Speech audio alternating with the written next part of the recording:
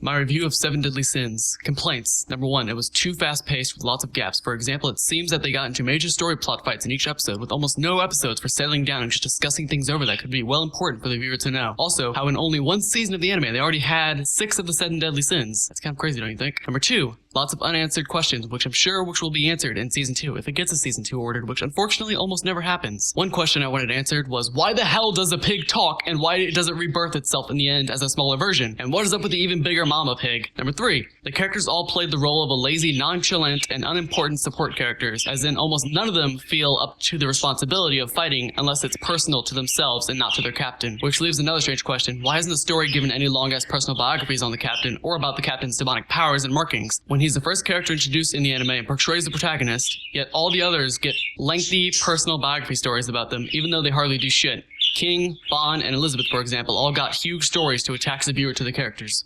Number 4, the fighting scenes were very sporadic, random, and made almost no fucking sense at all. Almost as bad as watching Naruto fight scenes. Just a bunch of fucking flying around, being punched, huge magic explosions, fucking really lame magic spells, and shit like Dark Snow, Dust Tornado, Rewrite Memory. Keep in mind, the last quote I'd like to say that while Lust was saying that spell, he got bitch slapped in the face because he was wasting his time shouting stupid shit like that out loud like a retard. Terrible fighting scenes, but not the worst anime with the worst fighting, so yeah.